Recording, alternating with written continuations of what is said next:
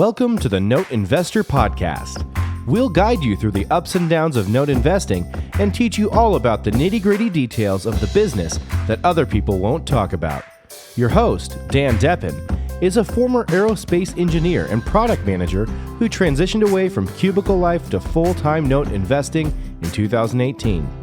Our website is www.fusionnotes.com, where you can subscribe to this podcast, comment, and find links to other information on note investing. Hi everyone, welcome to the Note Investor Podcast. I'm your host, Dan Deppen, and in this episode, I'm going to be talking about loss mitigation processes. This is a subject I don't know that I've seen a lot of in-depth discussion about. Sometimes on some of the Facebook groups and other boards, you see little snippets about it here and there. But in this episode, I'm going to talk about some of the different approaches you can take to loss mitigation, different ways you can do it, and then get into some of the things you can do to try to kind of automate some of these processes and create some standard operating procedures. But I'll kind of start off by talking about what loss mitigation is. So if you're new to notes, you may not have even heard this term before, but basically loss mitigation is the steps that either the owner of a note, you, or perhaps your loan servicer take when they're trying to work with a borrower to avoid foreclosure. So this means loss mitigation comes up when a loan isn't performing, which means either could be a missed payment or a couple missed payments, or it could be completely non-performing. And so this is where we're trying to reach out to the borrower and work something out short of a foreclosure. And this could involve a variety of different things. It could be, and again, this could be used, could be the loan servicer. It could be calling the borrower, sending emails to the borrower, letters to the borrower, really any kind of outreach to try to come to some kind of a resolution that's not a foreclosure. Because as a note owner, even if you're buying non-performing notes, most of the time you're trying to avoid foreclosures. As I talked about a couple episodes ago, when you do end up taking a property back through foreclosure, oftentimes it's in rough shape. Value is often not what you want it to be or what you expected it to be. And dealing with the various vendors when you got to take care of an REO can be really tough. So usually we're taking steps to try to not get there. What we really want in a perfect world usually is to get the loan reperforming, so that we never actually have to take possession of the property and we can just resell it. Now, mileage can vary a little bit. Some people have the strategy of buying a non-performing note as a lower cost REO strategy. So sometimes people who are trying to get properties cheap to do rehabs and fix and flips might want the foreclosure, but most of the time you're not going to want the foreclosure, and so that's where loss mitigation comes in. So there are basically three generic ways you can handle this. Number one is just having your loan servicer take care of it. This is probably the most popular option, but as we get into this, I think on the next slide, there's some pros and cons to relying just on the loan servicer. The second thing you can do is you can use a third party to handle the loss mitigation. This is something that I used to do, but don't anymore because the vendor that I was using exited the business. Or you can just go ahead and do it yourself. For me, I kind of use a mix of these things, but as time goes on, I seem to do more and more and more of it myself. But just one word of caution: if you do plan on using a third party or doing some of the work yourself, make sure you stay in sync with your loan servicer. Some servicers out there I don't know what the official term is, but I consider them like quote unquote full service servicers, where they want to do everything and don't want the note holder to be involved. That would be folks like SN Servicing or Main Street. There are some others out there as well. So, depending on the servicer you use, if you plan on using a third party or do it yourself, make sure that you're in sync with them, and that everything you're doing is in alignment with how the servicer does business. And if the servicer is not compatible with the way that you want to do the loss mitigation, well then, you may need to consider using a servicer that's just going to be more compatible with you. So I'll talk first about when we use a servicer for the loss mitigation. When you do use a servicer, I would say the biggest thing, and if you're watching this on video, I kind of messed up my slides, so sorry for that, but if you are using a loan servicer, when they actually do their job the way they're supposed to, it can be a beautiful thing because they can get the loan worked out and you don't really have to do too much. So in theory, you would have an asset manager at the servicer assigned to your note, and they would reach out to the borrower and then keep a nice call log or email log of all their contacts, and they would follow up on a regular basis, and they would get it to either some kind of resolution or come back and say, hey, there's nothing we can do with this borrower, you're just going to have to complete the foreclosure. That's the perfect world. That, I don't think I've ever quite had it happen like that.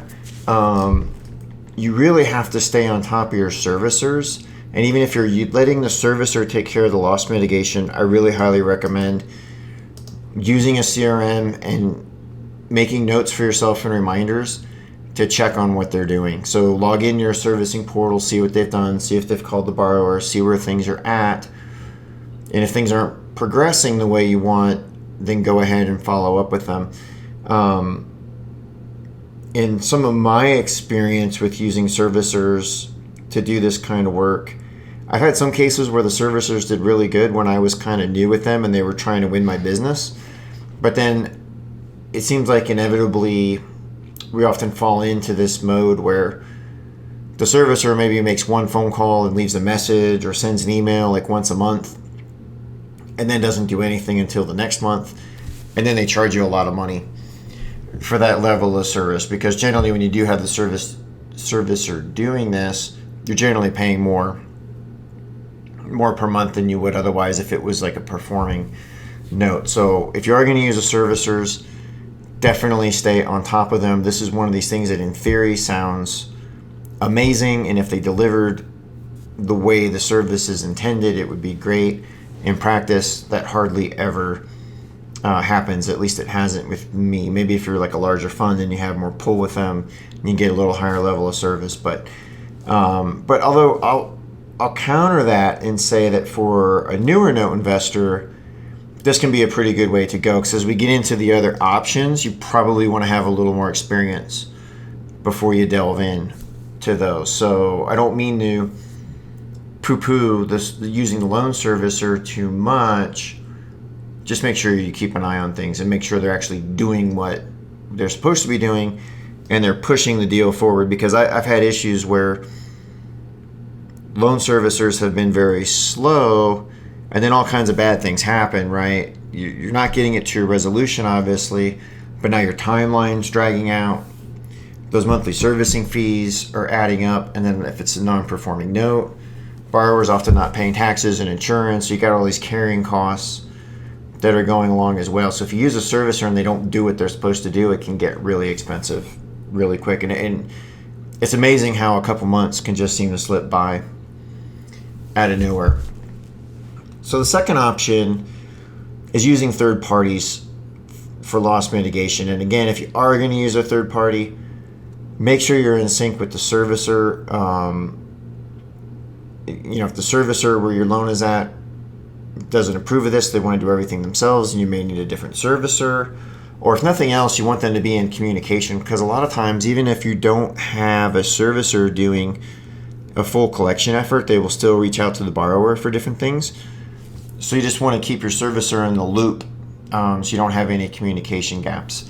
There was a third party that I used to use for loss mitigation a lot that I loved, and they were actually nonprofit credit counselors, so they were not technically debt collectors. So what was great about them was they didn't have to read them any Miranda, and they were true credit counselors, and they were very good at talking to the borrower and understanding their financial situation and understanding what they could afford and where they were at in life. And they were really good at putting together solutions, forbearance agreements, trial payment plans, and other things that not only were good for me as the lender, but that were good for the borrower, that the borrower was going to be able to execute on. Because one of the big things as you talk to borrowers about potential agreements, there's no point in getting an agreement in place, even if it's really favorable for you, if the borrower doesn't have the ability to execute. I've bought some loans before where there were forbearance agreements in place, and what had happened was the previous lender asked for very high payment levels during the forbearance agreement, and the borrowers didn't want to lose their home, and they were scared, so they just agreed, but they didn't actually have the ability to follow through and pay. So that doesn't really help anyone out. You want to make sure whatever resolution you put in place in lieu of foreclosure is something that all the parties can actually execute on. Unfortunately, that particular third party is no longer in the business because they went to focus on another startup completely in another realm, but they were very good and very cost effective, more expensive than the servicer, but really fast and got to really good resolutions, so I like them a lot. Can't recall if I talked about this on an earlier podcast. I may have, but recently I had a borrower. I had started we put a forbearance agreement in place. The borrower didn't come through. Started the legal process, and the borrower reached out to a nonprofit for help. In this case, it was a nonprofit called the Mississippi Center for Justice. And so I got a call from an attorney from the Mississippi Center for Justice, which was a little concerning at first, but what was really great about them was they were willing. They asked first if I was willing to work with the borrower, which I said, yes, I always am. But what was really good was, so they would be willing to work with the borrower as an accountability process. And so they kind of served the function that this other third party I used to use had served, except I didn't have to pay them. They were actually acting on behalf of the borrower. So nonprofits can really be helpful in this situation. I have not looked around the country at other ones out there, but I'm willing to bet that there are other nonprofits out there that you can use to help with this. Now, you may also, I believe there are some third-party debt collectors that you could hire. I've not hired any of these. I've seen people advertise their services before for this. So I don't have firsthand experience hiring a third-party debt collector. I would just say, if you do, make sure they're licensed, because if you're calling to collect a debt, I think it might just be a nationwide law, or at least in most areas. Generally, they need to have some kind of a debt collector license to do that. So just make sure the person is authorized to do that. Otherwise, you could potentially get in some really big trouble for doing that. But third parties can be definitely useful. And then the third one that I've been doing increasingly is just doing the loss mitigation yourself. Now, I'll caution you, only do this if you know what you're doing. And in this podcast, I'm not going to get into a real deep dive on all the ins and outs of how to do it yourself and how to be effective and comply with all the rules. But make sure you do know what you're doing if you're going to take this on. If you're a beginning note investor, I do not recommend doing this, but I think as you move along, what I've kind of found out is I can get things resolved, faster than just about anyone else. I'll give you one example. So I talked about full service servicers and how they don't always do what they're supposed to do. I had one a while back. Property was vacant, borrower had moved out, and I asked the servicer to contact the borrower, see if they'd be willing just to sign a deed in lieu so I could just move along.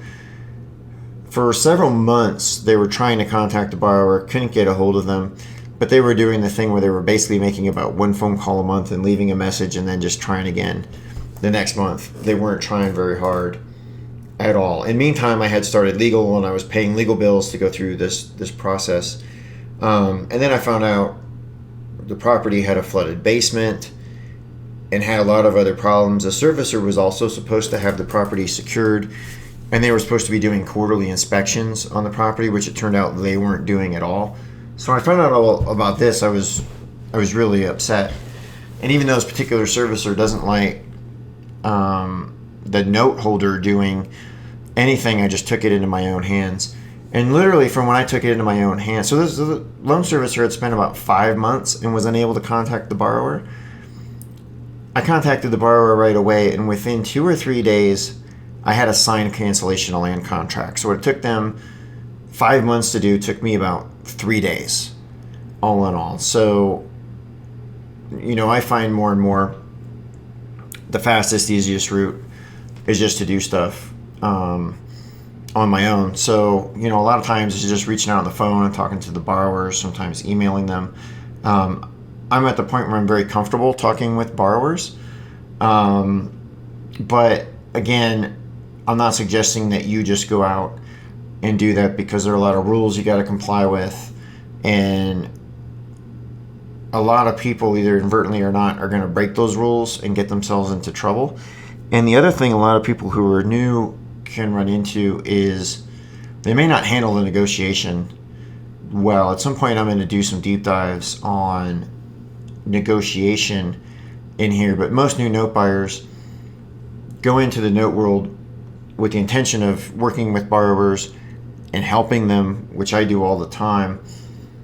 But there are limits to that, and the default mode of most people who are new, they reach out to a borrower, is just to kind of give too much too early, and that can cause problems. It can give the borrower the impression they can get away with anything. So tread really lightly if you start to do this. But like I said, if you can do it yourself, it's the fastest, it's the cheapest, it's the most effective way to handle it. Of course, the downside of this is it doesn't scale very well.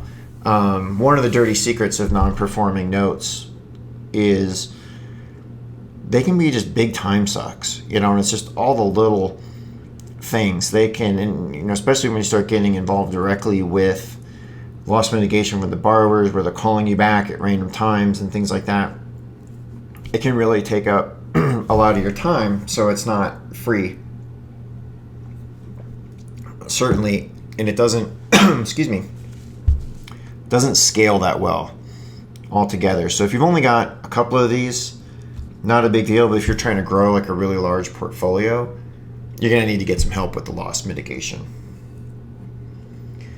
So now I'm going to talk about when we actually do the loss mitigation. So typically, the big push is after you buy the loan. So assuming you bought this loan as a non-performer, you're going to want to start your loss mitigation efforts as soon as possible. And this is typically after you've bought the loan's been transferred to your servicer, and then after the hello and goodbye letters have gone out. So the previous servicer, and they'll do this to meet RESPA requirements, they'll send out a goodbye letter. Your new servicer will send out a hello letter. And I like to wait until those go out before you begin contacting the borrower. Technically, you can do that right after you close, but I think it's a little better to wait for the loan transfer and the hello and goodbye letters to go out, because then the borrower's already been notified that, hey, something changed with my loan. So that way, when they get a call from either the new servicer or third party or from you, they're kind of already alert that something's changed. Like if you just call them the day you close out of the blue, they're not going to know who you are. They're not going to have any record of their loan being sold. And most folks are kind of suspicious and distrustful by nature. So it's better to wait a little bit, but you do want to get this started as soon as you can. And then, of course, it kind of happens on an ad hoc basis. So, even if you have performing loans, sometimes if they miss a payment, or I've had loans that were doing well and then kind of drifted behind, that's just all part of keeping an eye on your portfolio and making sure you know what's going on and stepping in and trying to do loss mitigation as early as possible. That, to me, that's kind of the number one rule. Don't let these things fester. If there's a problem with a loan, either a pre-existing one once you bought it or something new that's developed, the sooner you can address that, the better. And part of that process, on an ongoing basis, is every month I look through the portfolio and see what payments came in and which ones didn't. So sometimes I have loans that were performing that missed a payment. Sometimes I have ones that were kind of sub-performing that missed. And so I just look at the whole portfolio at the beginning of the month. Usually I do it a couple days into the month at the point where, if the borrower made a payment on the last day of their previous month, it gives a couple business days to post in the loan servicer portal, because sometimes there's a little bit of lag. But I always go through there and decide what kind of action needs to be taken for every loan, or not taken. But any actions that do need to happen, I put those in my CRM. In my case, I use Pipedrive. And so that can remind me to do whatever it is I need to do. And I'll get into what some of those options are here coming up. So I guess this part I kind of already talked about a little bit, but so I put those, so I look through the portfolio, I add the activities to Pipedrive, and then a lot of times what I'm doing, if something was missed, often if I can, I'm asking the servicer to ping the borrower. That's usually the fastest thing. I will send a lot of my own letters to borrowers, and I have a number of templates that's ever growing for various scenarios. I find, especially if a loan's been performing and the borrower out of the blue misses one, sending that letter as soon as possible is really helpful. And what my letter does is just kind of says, hey, notice you missed this payment. If there's a problem, please reach out and let us know. We're willing to talk to you, because if your loan gets X number of days behind, we may start the foreclosure process. So I hit them with that right away. And oftentimes, I don't know what the percentage is, but it's pretty high, that borrower then the following month sends in 2 payments and gets caught up. But those letters are very effective, or a lot of times too, it's just easier just to have the servicer reach out to the borrower. Depending on who the servicer is, that can just be the easiest way to get it taken care of. And then when I do send letters to the borrowers, I use a Google Sheets add-in called Merge Factory to create those letters. So Merge Factory is just a Google add-on. But it's basically a mail merge. There are other ways to do mail merges where basically you have a spreadsheet. You have all of the data that may change from letter to letter. So like the borrower's name, the address, the amount on the loan. And then you run Merge Factory and it spits out the letter per the template. And then sometimes I have to make little adjustments based on the specific case. And it's really good as you put down these processes for how you're going to handle loss mitigation, or write them down in some form. So I happen to use Confluence, which is just an online wiki tool.